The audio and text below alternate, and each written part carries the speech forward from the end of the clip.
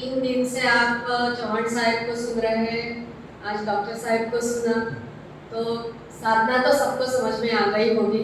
मैं तो सिंपल सी हाउसवाइफ हूँ, तो मतलब हर एक हाउसवाइफ के माइंड में जो ये साधना बैठ जाती है तो पूरा घर कर सकता है।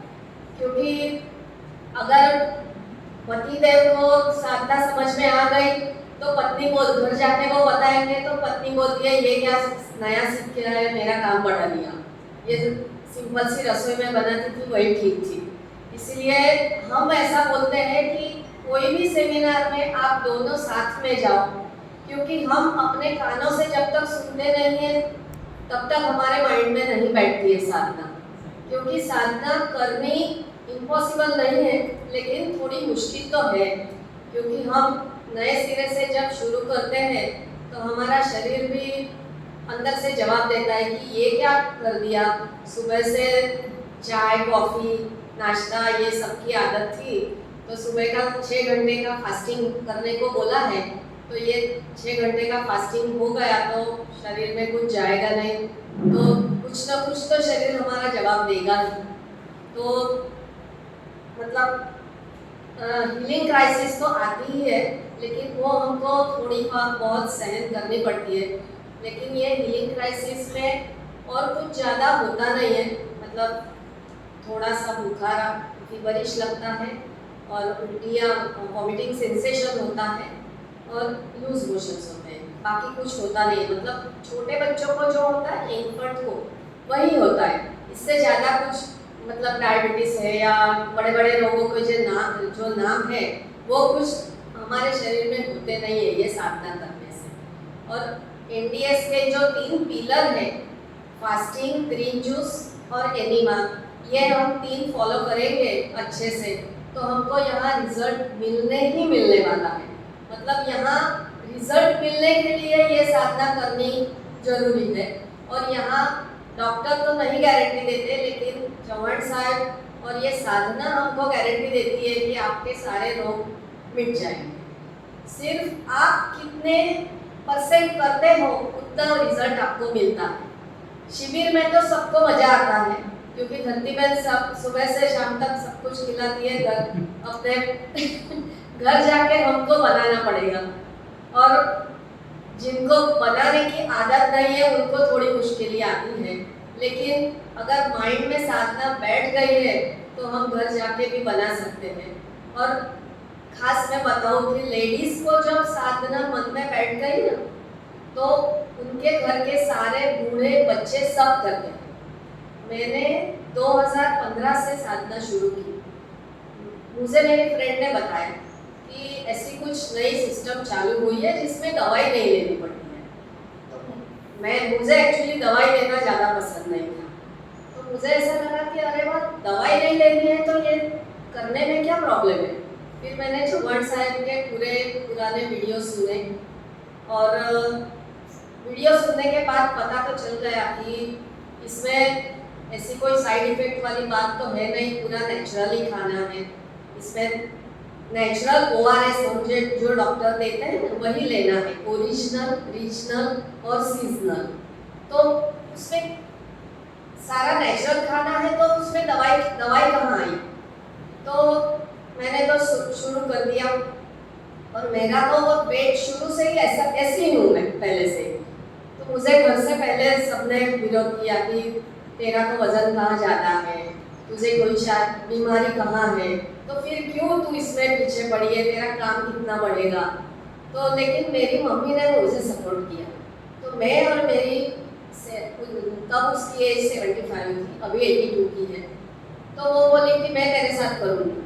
तो हम दोनों घर पे करते थे। बच्चों को जूस पसंद आता था तो वो जूस पीते थे, और मेरे हस्बैंड बैंक में नौकरी करते थे तो वो तो 9 बजे खाना खाने बैठ जाते थे। मतलब 9 से 5 का रूटीन लाइफ था।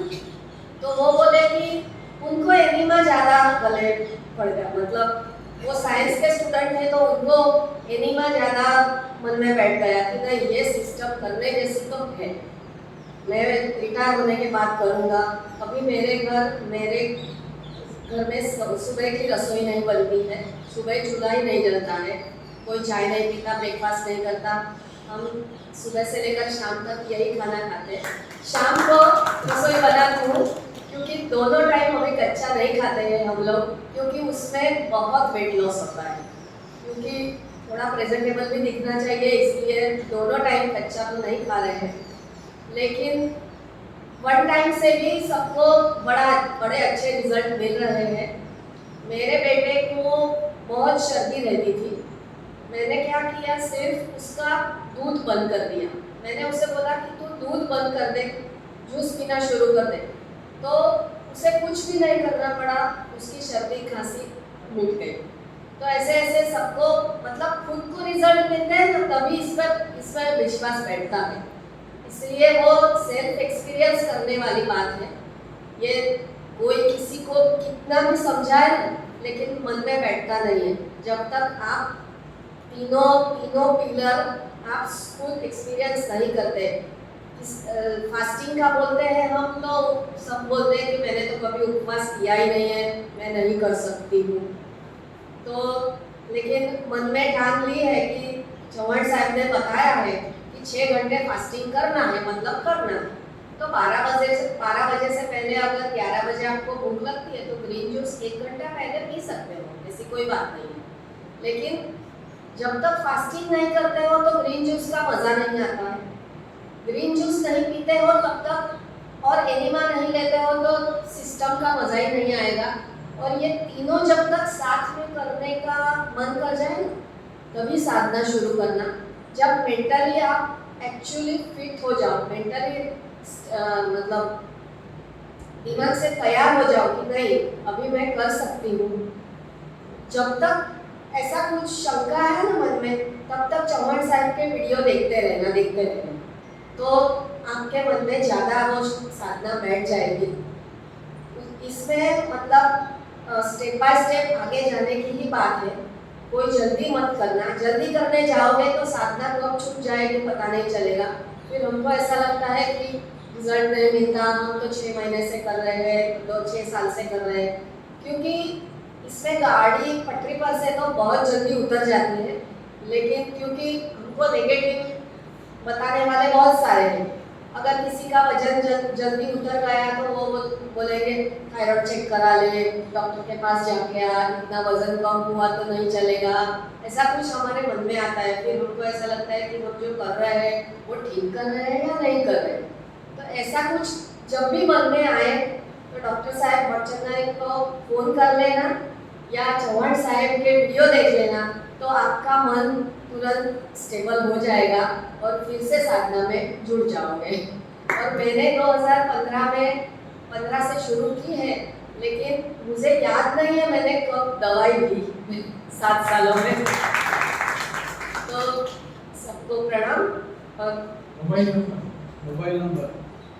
नंबर है मेरा 9723558618।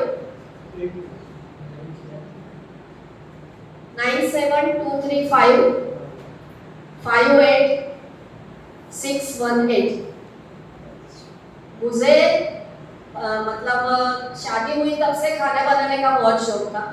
तो मैं ये NDS का जब डिशेस देखी तो मुझे ऐसा लगा अरे भाई इसमें तो चूल्हा जलाना ही नहीं है, सिर्फ कटिंग चॉपिंग से ही हमारा काम हो जाता है। लेकिन लेडीज को उतना भी नहीं करना होता है।